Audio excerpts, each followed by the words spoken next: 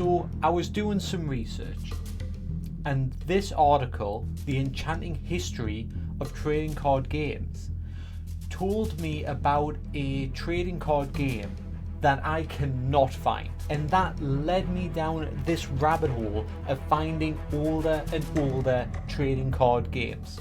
So welcome to the video today. Let me read you this article and I'll show you where it eventually led me to. So if you are a fan of trading card games, you might have wondered how they came to be. How did people start collecting and trading cards with different characters, abilities and strategies? The TCG cards are usually chased, collected and cherished as they hold an intrinsic value to the narrative, lore and of course the game mechanics. Trading cards turn out to be a nifty amalgam of literature, board games and art collections tied into a neat little package filled with twice as much excitement and action. The known history of trading cards provides further insight into what makes these games alluring and interesting, as well as what sort of anthropological and psychological dynamics govern this unique hybrid form of gaming.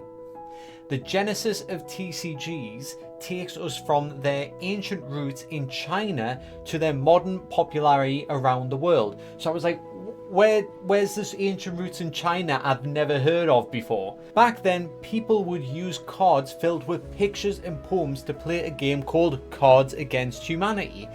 This sounds a bit familiar, but it doesn't sound like a trading card game. I've played Cards Against Humanity, so is the Chinese version a similar one to what we played today? This game was like modern TCGs that involved matching cards with different themes and attributes, except the feature of collecting and trading the cards was absent.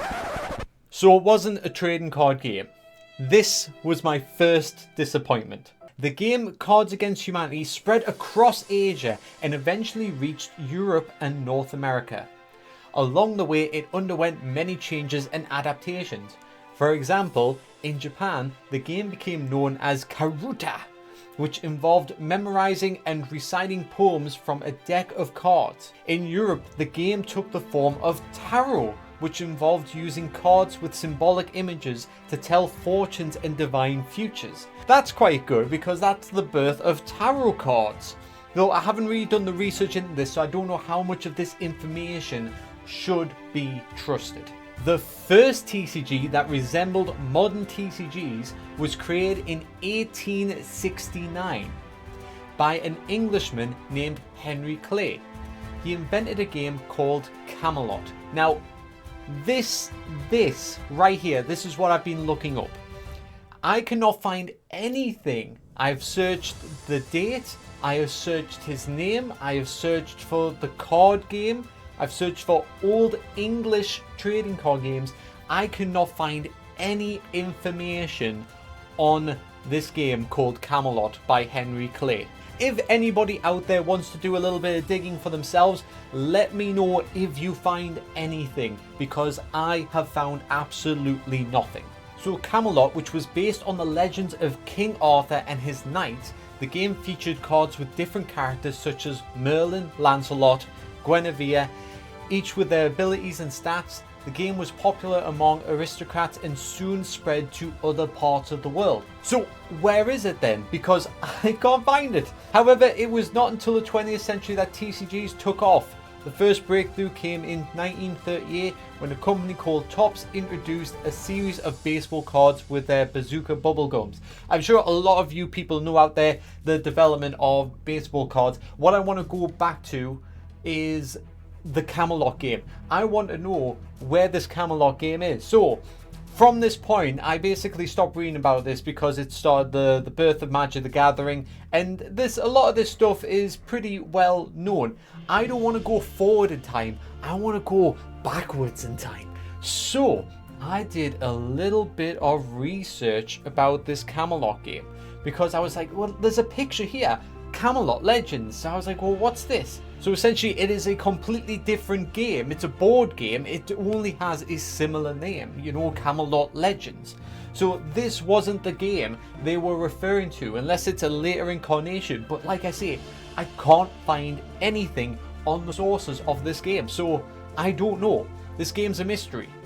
So I did a little bit of digging, right? And then I found just generic like history of trading cards. So it really only just dives into like from the 80s and then obviously into the 90s and early 2000s. I want to go deeper. So I kept digging. And I found this oldest trading card game. The world's oldest trading card game appeared back in 1904, published by Allegheny Card Co. of Allegheny. I don't know if that's how it's pronounced. Right, it was in Detroit, USA. It's a baseball card game. So I was like, yes, we know the history of baseball card games. You know, people would buy cigarettes and bubble gum, and they would have a little baseball card that people would collect. You know, it's very popular in America. So the baseball card game set contained 104 player cards, 8 team ball counter cards. The game proved unpopular at the time of its release, and as a consequence, these hand-cut card sets are extremely rare, with a mint condition deck likely to fetch around $500 in the collector's market. So I was like, okay, fair enough. But then I saw this and I went, well, what's this? Because at first I thought, is this the baseball card game they're talking about? Because it's related images. It looked like he was holding a baseball bat, and I got a little bit excited. I was like, did they make a really cool like fantasy baseball game right back then? That's awesome. I want to see that. And then I obviously noticed the name and then made the connection. So the next step I went to was I looked up the baseball card game, and these were the cards. But if I click this, you can see it was more this style of card game, which is fair enough. That's what you come to expect. Okay, so I was a little bit disappointed. So I went, what's this image that I found then? You know, because it was Marvel, wasn't it? It was Captain Britain, a lesser known hero, but still a known hero. So I had a look. I found it on eBay by using the image search, and it's a higher level collectible 1977 Marvel's Comic Superheroes single card. And I was like, well, that's awesome. Marvel made their own card game in the 70s. That's almost about 15 years before Magic the Gathering, which is known as the grandfather of TCGs. So I was like, oh my god, they had their own card game. That's awesome, you know? So then I did a little bit more digging. It's a Top Trumps card game, so it's nothing really special then in that case. I mean, still cool as a collector's item, but not what I was looking for. I wanted to find an older trading card game. So I was deflated. I was really annoyed that this wasn't what I was looking for, which is a shame because it looks really cool as an old style trading card game. I mean, take a look at that image there. When you first see that and you think, what would the earliest of trading card games perhaps look like? You could have went to something this style, you know, just a bit of paper with a cool hero character on, and then just some basic stats and some basic rules to go along with it. It looks primitive and it looks really good. Of course it is, it's Top Trumps. So I began looking through these other sites, so the 10 oldest playing card games in the world. And these playing card games are essentially just variations of just regular playing cards. You know, I was hoping to find something different, but no, it's just all the same. So that didn't work for me. So then my research led me to Gilded Age Games. The reason I was looking through this was because I was still searching Henry Clay, the creator of Camelot. And this came up with a collection of Clayton, and I thought maybe it was meant to be Clayton, not Clay. Maybe the original article just misspelled his name. So I got really excited, and they were showing me different games, and then I started seeing some artwork, and I thought maybe this could be it. And then I started seeing these trading cards, but in the end, it came to nothing. It was like a random, like just board game. The trading cards were connected to just regular playing cards. This also wasn't what I was looking for. So I started exploring some obscure sites in hopes of finding something. And then I came across this site, what you didn't know about the history of trade and trading cards. And I thought, right, this site is going to have some inside knowledge. It had images of older style cards that we don't typically associate with baseball cards or Magic the Gathering, so I figured maybe it's older, maybe this is what I'm looking for. And what I found out on this site is that essentially the first trading cards were business cards.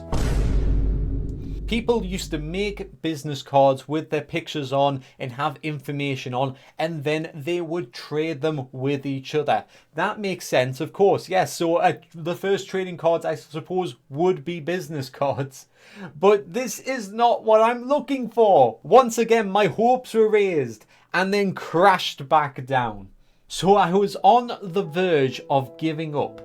And the only thing that I thought that could get me through this was holding on to the hope that someone out there might just hit that like button for me. Thank you. So I did a little bit more diving and I came across this article right here.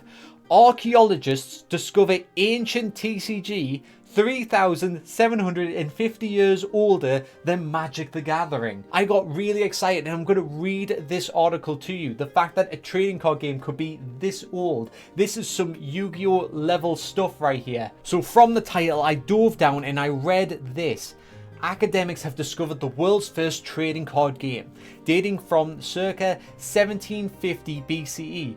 According to a joint paper from researchers of SOAS University of London and Mustansiriya University Baghdad, 134 clay tablets discovered from ruins of an ancient Sumerian city-state provide researchers with a fascinating insight into the revered game played in the house of the king who lets counsel flourish, which predates Magic the Gathering by thousands of years. I finally thought to myself, this is it, and this is what I'm looking for, so I kept reading. The cards, similar in size to Magic the Gathering cards, I was like, that's promising, but 1 inch / 2.5 centimeters thick, each one weighing 3.5 ounces, which is about 100 grams, were produced by priests at several temples, including Ziggurat, Elugalgalgasiza, say that 5 times, House of the King who lets counsel flourish, from which the game derives its name. We can infer from letters and administrative records that they were initially created for religious events and important civic festivals, says Professor Akila Hussein Ahmad of Mustansiriya University. Each year, new tablets with new rules were created, leading to a busy secondary market of players trading their cards. Ahmad describes the objective of the game. Players adopt the role of petitioners in the court of Nana, the moon god patron of Ur, attempting to curry favor by playing cards that give gifts to members of the divine court, sending courtiers or besmirching their opponent's reputation. Reputation points were tracked using carved silver, gold or stone cockle shells. Players won when their reputation rose equal to their ambition, though archaeologists are still debating what exactly this number was. So there was still a little bit of mystery to this game, which is good because I was thinking to myself, how did they even figure out the first part, just finding these tablets? So cheating was not unheard of, Ahmed says.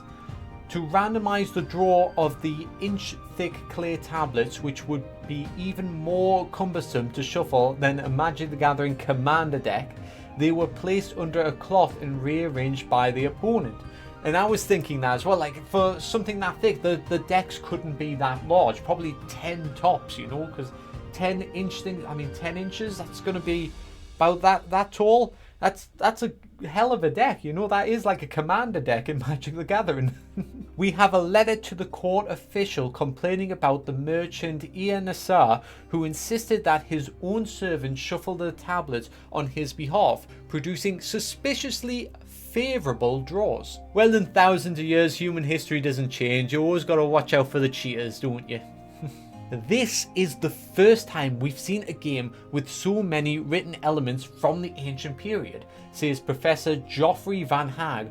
The more famous royal game of Ur is a racing board game, and of course abstract games, chess and Go trace back to the royal courts of India and China respectively. He adds, this is the first time we've seen a game with so much text on cards. It reminds me of Yu-Gi-Oh! There really is a lot of text on those clay tablets. The collectible elements of the game is also unprecedented in the ancient world. Magic the Gathering took the world by storm in 1992, pioneering the collectible card game genre.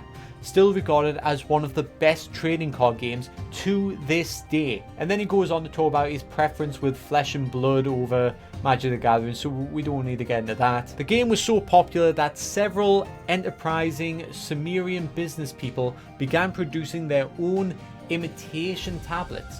We have a partial letter from a senior priest to a royal attendant requesting punishment for the forgers. And that is something that we obviously see today.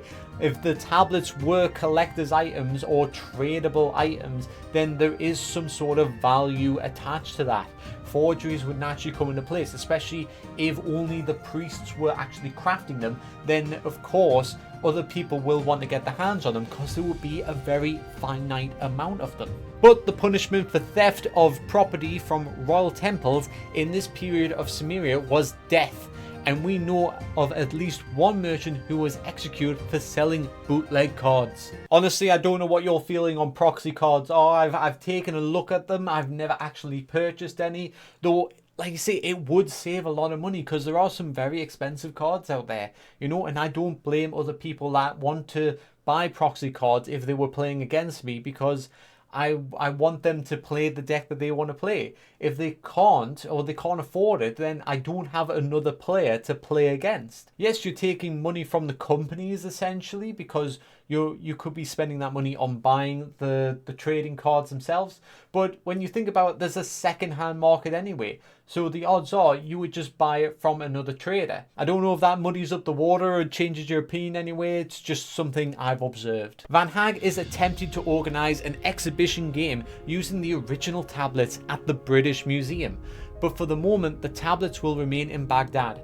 The tablets are very delicate and we have all the appropriate preservation technology here, says Ahmad. Now of course that looks historically typical, because as a British person we have to bring it back to our country and put it in our museums. But you know, jolly good and all that. So I got really excited and I thought this was a nice article. I had some little bits that were a bit unprofessional, which kind of raised red flags to me. So I scrolled back up and I was collecting all the sites, like I was saying, to make sure that I was getting to a good point where I can make a video to show everybody this amazing article and the journey I had of finding this article. And then I saw this bit highlighted in blue that I just ignored as I went down because it didn't seem like a part of the article. The article started here. So I literally got to the bottom of the article, I came back up and I saw this. Sorry TCG buffs, this was an April Fool's prank for 2023. The ancient world did produce many and varied games, but so far nobody has found a TCG. Let's hope the real archaeologists let us know when they find one. I was destroyed. I was absolutely destroyed. And I didn't know what to do with myself at that point. You know, I got my hopes built up. I wanted to know if they would uncover more rules, because it would have been quite good to have like play tested it, I suppose, a little bit, just to see, you know, maybe they've got some tricks of the trade that have been lost for thousands of years. That would have been pretty exciting. But of course, in ancient Egypt, there are a number of different card games, but something similar to our playing cards today. But nothing tradable, collectible, or anything like that, unfortunately. So that's kind of where my research came to an end. I figure I can't go back much further than Egypt. I am extremely sad that this wasn't true, but I still thought it was a fun adventure in a good few hours of research. So I just wanted to share this with you guys in hopes that maybe we backtrack to the Camelot game, and if somebody can find that game, send me a link. because, like I say, I can't find anything, and maybe someone out there can point me in the right direction. Okay, remember, if you're new, don't forget to hit the subscribe button, and I'll see you next time.